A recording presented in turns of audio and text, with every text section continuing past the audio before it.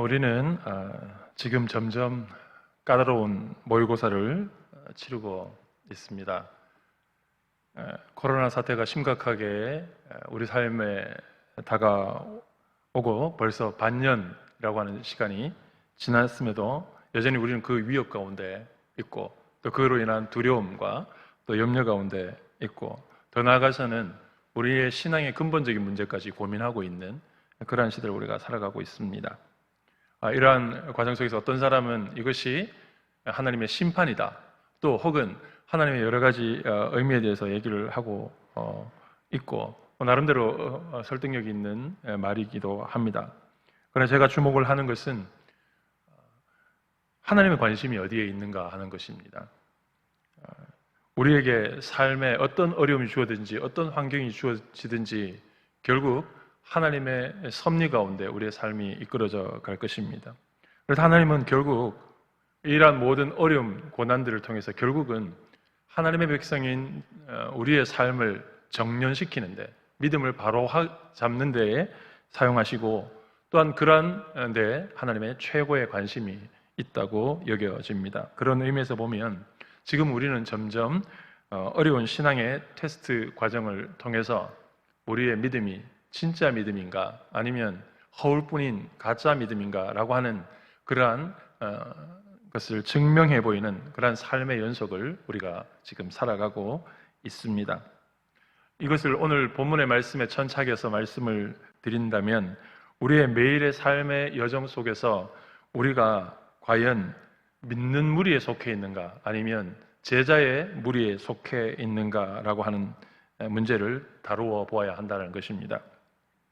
오늘 본문의 말씀은 우리가 그저 믿는 무리에 속한 사람들이 아니라 참된 제자의 신앙을 가진 사람들로 세우시기를 원하시는 그 주님의 마음을 발견할 수가 있습니다. 우리가 읽은 31절 말씀은 그러므로라고 하는 접속사로 시작을 하고 있기에 그 앞부분에 어떤 일들이 있는지 조금 살펴보는 것이 필요합니다. 예수님의 말씀을 듣고 믿게 되는 많은 유대인들이 그러한 예수님을 믿게 되는 결과가 그 앞에 30절에 기록되어 있습니다. 이 말씀을 하심에 많은 사람들이 믿더라. 그리고 31절 그러므로 이렇게 시작을 하고 있습니다. 그러니까 이 31절의 이야기를 하시는 예수님께서 하시는 이유는 그 앞에 배경의 전제와 인과관계가 있다는 것인데, 그 인과관계가 바로 예수님의 말씀을 듣고 많은 사람들이 예수님 말씀을 믿고 믿음의 반응을 보였다라는 사실입니다. 특별히 오늘 본문은 그 믿는 무리들 가운데서 유대인들이 특별히 예수님의 말씀을 믿었다는 점을 우리에게 증거하고 있습니다. 31절에서 바로 예수님을 믿게 된 사람들에게 예수님은 다시 그 믿음에 한 걸음 더 이끌어내시는 요청을 시작하고 계심을 볼 수가 있습니다. 그래서 예수님은 자기를 믿은 유대인들에게 이렇게 말씀하십니다.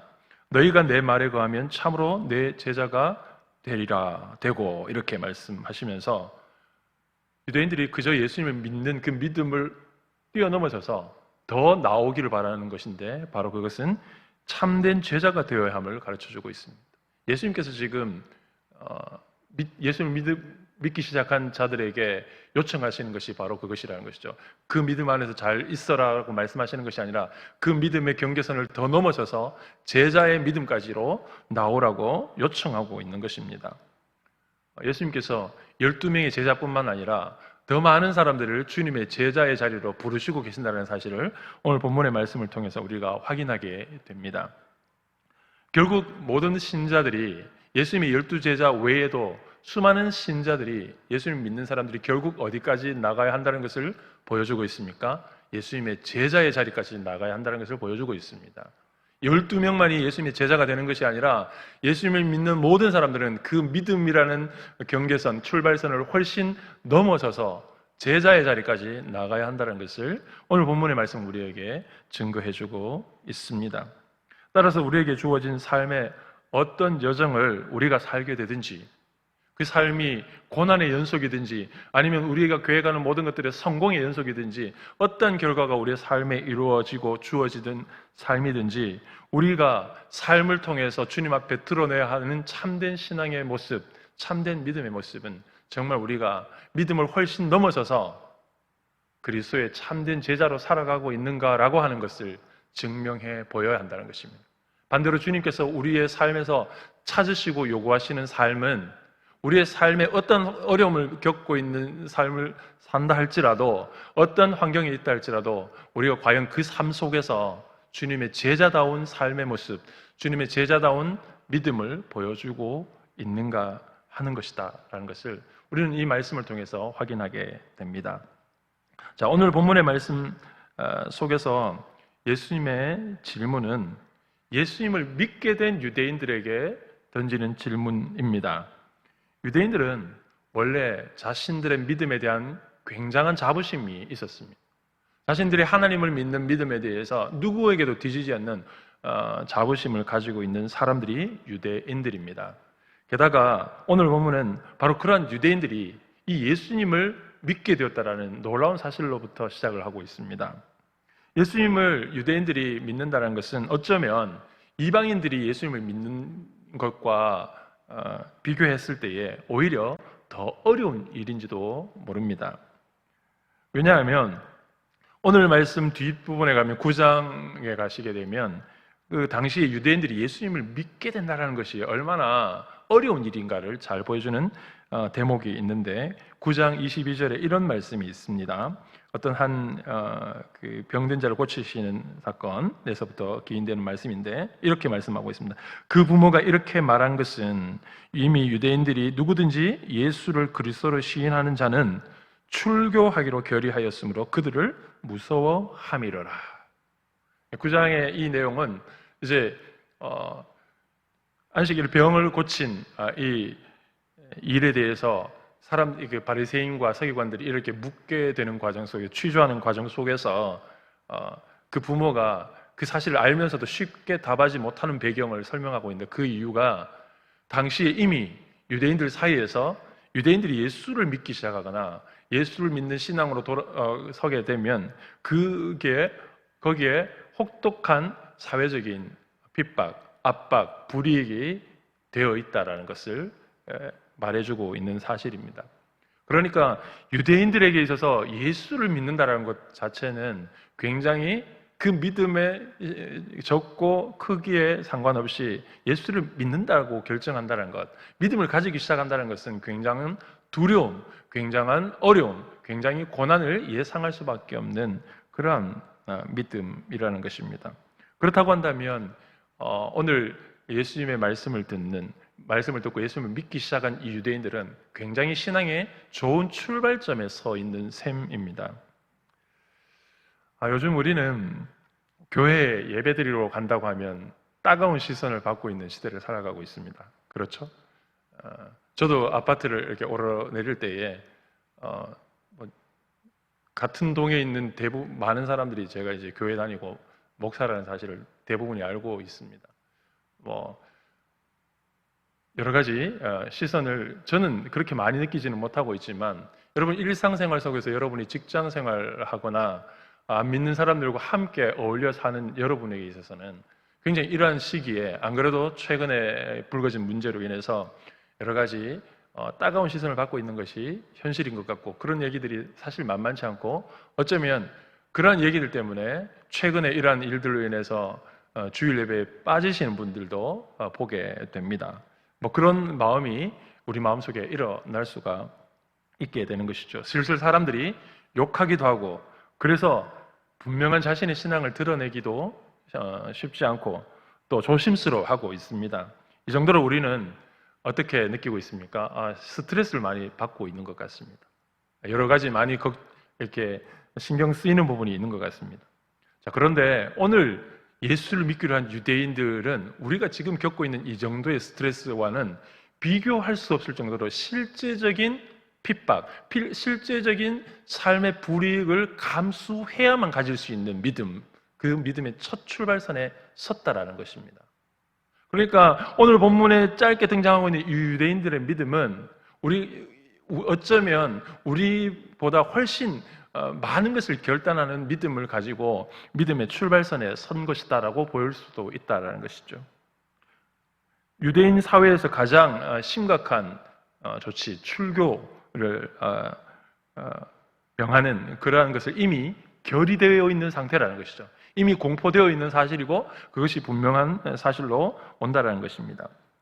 이런 사실 앞에서 우리의 믿음이 사실은 별것이 아니구나. 우리가 믿음 있느라고 자랑하고 살아가고 있지만 사실 우리의 믿음이 별것 아닐 수도 있다라고 하는 그런 당혹감을 느낄 수 있는 부분이기도 합니다. 왜냐하면 우리의 지금 신앙은 그러한 핍박, 그러한 고난 속에서 아직 정확하게 정연되고 있지 않기 때문입니다. 지금은 우리의 온실 속에서 우리의 믿음이 대단한 것처럼 자라 있는 것처럼 보여지고 과연 그것이 진짜 제대로 된 신앙인가 하는 것을 우리는 정확하게 테스트해 본 적이 없기 때문입니다. 물론 삶의 많은 일들 속에서 우리는 여러 개인적인 신앙으로 경험해 보신 분들이 있겠지만 그러나 전반적인 우리의 신앙을 보게 되면 어떻습니까? 우리는 아직 여전히 우리의 신앙이 진짜인지 아닌지를 가늠하기 어려운 온실 속에 있는 신앙인지도 모르겠습니다. 자, 우리의 믿음이 참된 믿음인가 하는 것은 예수님을 우리의 죄에서 구원하시는 분이심을 믿는 믿음으로부터 시작을 합니다.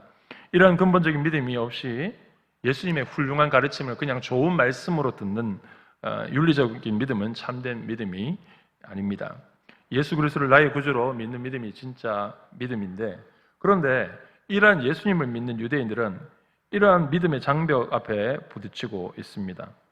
이러한 믿음이 생겨나지 못하는 이유는 그들 마음에 하나님의 말씀이 머물 수 있는 자리가 없기 때문이라고 예수님은 진단하고 계십니다. 예수님의 이러한 진단은 오늘 우리의 믿음을 진단하는 진단 키트 역할을 합니다.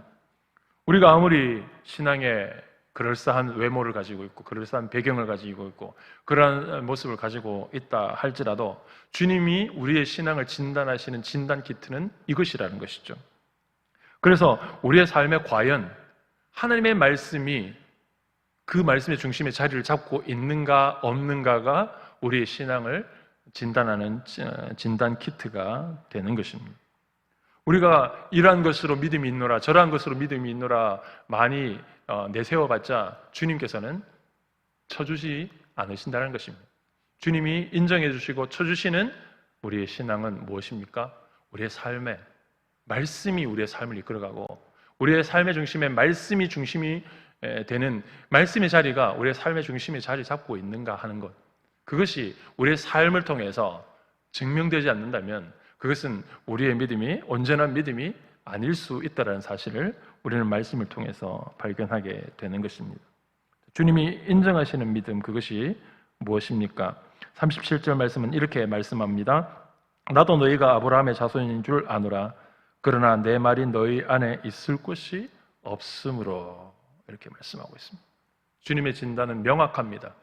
말씀이 삶의 중심에 있을 곳이 없다라는 것이죠. 예수님께서 보시는 것은 내 말이 너희 안에 있을 곳이 없나 있나 이것이다라는 것입니다. 우리의 삶에 어떤 어려움을 만나든 어떤 환경을 만나든 주님께서 우리의 삶에 보시기를 원하시는 것은 과연 그런 상황 속에서 내 삶이 말씀을 따라 살아가고 있느냐, 아니 말씀이 내 삶의 중심에 자리를 확실하게 잡고 있는가 없는가, 그것을 주님은 가장 보시기를 원하시고 항상 그 질문을 우리에게 또 한 번 물으신다는 것입니다. 제가 청년부를 맡으면서 청년부를 지도하면서 항상 염두에 두는 것이 있습니다. 그것은 첫 번째, 어떻게 이 청년들을 열정 있는 청년들로 세울 것인가 하는 그러한 고민입니다.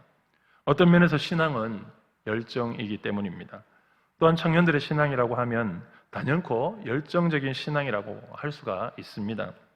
그러나 항상 여기에 덧붙여 고민하게 되고 항상 염두에 두고 있는 것은 과연 저들의 삶에 말씀의 자리를 어떻게 새겨줄 것인가, 어떻게 저들의 삶이 말씀 중심으로 살아가는 삶이 될 것인가 하는 것입니다. 이것은 비단 저뿐만 아니라 모든 목회자들의 마음의 염두일 것입니다. 우리가 다 경험적으로 아는 것처럼 청년들의 열정적인 신앙 보기가 좋지만 그러나 한편에는 늘 우리 마음속에 어떤 마음들이 듭니까?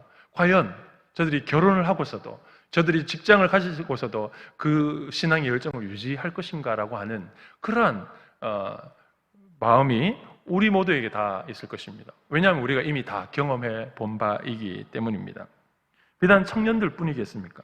분명 유대인들은 주님께서도 인정해 주실 만한 신앙의 가치 있는 부분들이 있었음에도 불구하고 결국 그들의 마음의 한가운데에 가장 중요한 말씀의 자리가 없었다는 것이 문제가 되었습니다. 말씀의 자리가 우리 가운데 자리 잡지 못하는 이유들은 다양합니다. 우리가 너무나도 바빠서 말씀을 펼쳐들 시간조차 없다는 것도 문제입니다. 그런가 하면 어떤 사람들은 말씀에 실증 나 있어서, 늘 듣는 말씀에 실증 나 있어서 뭔가 새로운 말씀, 뭔가 내 마음을 자극하는 새로운 자극을 원하는 말씀을 찾기 때문에 말씀의 자리가 오히려 없는 사람도 있습니다. 또 어떤 사람은 세상에 함께 어울려 사는 동안 세상의 가치와 세상에 물들어서 말씀의 자리에 다른 가치관, 다른 것이 내 삶의 중심을 차지하고 있는지도 모릅니다. 그리고 이스라엘의 수많은 선지자들은 언제나 이스라엘 백성들의 문제점을 한 가지로 지적합니다. 그것은 그들에게 말씀이 더 이상 그들에게 들려지지 않는다는 것. 그것이 말씀을 소중하게 여기지 않는다는 것, 하나님의 말씀을 소중하게 여기지 않는다는 것이 그들의 모든 삶의 문제였습니다. 무기가 없어서 문제가 아니라, 인구가 적어서 문제가 아니라, 경제가 없어서 문제가 아니라, 그들의 삶의 문제는 선지자들을 통해서 끊임없이 반복해서 지적하는 삶의 문제는 그들의 삶의 중심에 말씀의 자리가 없었다는 것이었습니다. 가령 선지자 이사야는 이스라엘 백성의 문제를 이렇게 진단합니다. 이사야서 30장 10절 말씀을 제가 인용해 보겠습니다. 그들이 선견자들에게 이르기를 선견하지 말라, 선지자들에게 이르기를 우리에게 바른 것은 보이지 말라, 우리에게 부드러운 말을 하되 거짓된 것을 보이라. 이스라엘 백성들의 하나님의 말씀으로 살아야 하는 백성들임에도 불구하고 그들의 깊숙한 삶의 뿌리로 차지하고 있었던 문제는 무엇이었습니까? 말씀을 듣기는 듣는데 그 말씀이 내 삶을 움직여가는 것이 아니라 내 욕심을 이루어가는 어떤 계기로, 어떤 도구로 사용하는 말씀으로 항상 말씀을 이용하고 있는 것이 이스라엘 백성의 문제였습니다. 여러분, 이것이 비단 이스라엘 백성만의 문제일까요? 그렇지 않습니다. 저와 여러분, 이 시대를 살아가는 저와 여러분의 문제일 것입니다. 하나님의 말씀을 대하는 우리의 태도가 지금 어떠합니까? 말씀을 늘 듣고는 있지만, 말씀을 늘 가까이 하는 것처럼은 보이지만 정작 중요한 것은 무엇입니까? 우리의 삶에 과연 그 말씀이 내 삶을 이끌어가고 있는가 하는 문제인 것입니다. 우리에게 믿음이 없음이 문제가 아니라 그 믿음이 과연 말씀에서 비롯된 믿음인가 하는 것입니다. 우리에게 믿음이 없음이 문제가 아니라 과연 말씀이 우리의 삶의 중심이 되고 있는가, 우리의 믿음이 그 말씀의 중심을 잡고 있는가라고 하는 것이 우리의 삶의 문제입니다. 이러한 깨달음이 왜 중요하겠습니까? 그것은 말씀의 자리가 우리의 삶의 중심에 없을 때에 우리의 모든 믿음이 부정되기 때문입니다. 분명하게 유대인들은 예수님을 믿는 믿음의 자리에 섰고 그 믿음의 자리에 선다는 것 자체가 굉장한 많은 불이익을 감수해야 되는 그런 믿음에 불구하고 예수님은 뭐라고 추가적인 질문을 던지고 있고 그 질문 앞에 얼마나 허망하게 그의 믿음이 다 무너지는지 오늘 본문의 말씀은 보여주고 있습니다. 다시 37절 말씀을 보시면 이렇게 말씀합니다. 뒷부분에 내 말이 너희 안에 있을 곳이 없으므로 나를 죽이려 하는도다. 여러분 보십시오. 방금 31절에 예수님을 그 어려운 과정 속에서도 믿기로 결정한 유대인들이 얼마나 놀랍게도 이 짧은 구절 안에 37절 말씀에 주님의 말씀의 평가는 무엇입니까? 나를 죽이려 하는도다라고 평가하고 있다는 것입니다. 그런 결과로 나아가고 있는 과정 속에 무엇이 작용하고 있습니까? 말씀이 삶의 중심으로 오지 않았기 때문이라는 것입니다. 말씀이 삶의 중심으로 오지 않게 되니까 처음에 시작했던 믿음마저도 다 부정되는 이야기가 오늘 본문의 말씀을 통해서 발견되는 하나님의 말씀입니다. 예수 그리스도를 아는 믿음이 자신을 참 죄에서 구원하시는 자유함을 누리게 될 것이겠지만, 그러나 그 믿음이 말씀에 중심 가운데 서지 못하게 되니까 어떻게 됩니까? 그 믿음 자체가 완전히 부정되어 버려서 오히려 믿음이 아니라 예수님을 죽이려 하는 대적자의 입장에 서게 된다는 것을 오늘 본문의 말씀은 우리에게 두렵게 증거하고 있습니다.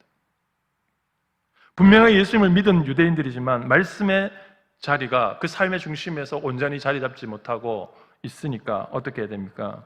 바로 그것은 31절과 37절의 정반대의 모습으로 나타나고 있다는 것입니다. 이렇게 말씀의 자리가 없는 믿음은 그들의 참된 자유를 이끄시는 복음의 능력을 경험하지 못하게 하는 것입니다. 이러한 거짓된 믿음과 위선된 믿음은 우리의 마음을 점점 강팍하게 만듭니다. 그래서 말씀이 우리의 삶을 온전히 지배하지 못하는 그러한 심각한 문제로 끝내 이끌어가 버린다는 것이죠. 여러분, 서두에서 제가 말씀드린 대로 우리가 분명히 예상하지 못했던, 우리가 계산하지 못했던, 상상하지 못했던 우리가 어려움을 만나고 있고 또 두려운 일들을 예상하고 있지만, 그러나 우리가 끝내 우리 삶에서 살펴보아야 할 근원적으로 있었던 우리의 삶의 문제는 과연 내 삶에 말씀의 중심이 된 진짜 믿음이 있는가라고 하는 것입니다. 주님은 우리에게 다른 것 보시는 것이 아니라 바로 그러한 믿음을 바라보시기 위해서 오늘 그 믿은 유대인들에게 질문하시는 것처럼 오늘 저와 여러분에게 이렇게 질문하실지도 모릅니다. 과연 너희의 삶에 말씀의 자리가 있느냐? 이 질문 앞에 과연 우리가 무엇이라고 대답할 수 있겠습니까? 이 질문 앞에 우리가 과연 말씀이 내 삶의 중심에 있습니다라고 말할 수 있는 용기 있는 사람, 담대한 사람이 있다고 한다면 우리가 앞으로 겪게 되는 수많은 어떤 어려움이, 더 큰 어려움이, 예상하지 못하는 어려움이 우리의 삶에 온다 할지라도 두려워하지 않고 살아갈 수 있는 능력을 공급받게 될 것입니다. 오늘 하나님의 말씀은 우리에게 이렇게 도전해 주고 있습니다. 자리가 사람을 만든다라는 말이 있습니다. 우리의 신앙을, 우리를 만드는, 하나님의 백성으로 만드는 자리는 말씀의 자리입니다. 우리의 삶이 말씀의 자리에 있고 우리가 우리의 삶의 중심에 말씀의 자리를 온전히 세워지지 않으면 여러분, 말씀 역시도 우리를 떠나게 된다는 사실을 기억해야 합니다. 말씀 역시도 우리의 마음속에 깃들지 못하고 우리의 중심에서 떠나게 된다는 사실을 우리가 기억해야 합니다. 아무리 대단한 사람도 신앙을 말씀의 중심에 서 있지 않으면 그 신앙을 자랑할 수가 없는 것입니다. 앞에서 서두에서 말씀드린 것처럼 우리는 점점 어려운 모의고사를 향해서 나아가고 있다고 말씀드렸습니다. 결국은 우리가 승부처는 말씀이라는 사실을 놓치지 말아야 합니다. 우리가 최근에 일어난 일들 속에서도 보게 되면 결국 하나님의 말씀이 자신의 중심에 오는 것이 아니라 말씀을 자꾸 자신의 어떤 것으로 만들기 시작하면 얼마나 위험한 일들이 일어나게 되는지를 우리가 보고 있는 것입니다. 우리가 오늘 말씀을 통하여서 주님이 이 시대 속에서 우리에게 무엇을 원하시는지 깨닫게 되기를 소망합니다.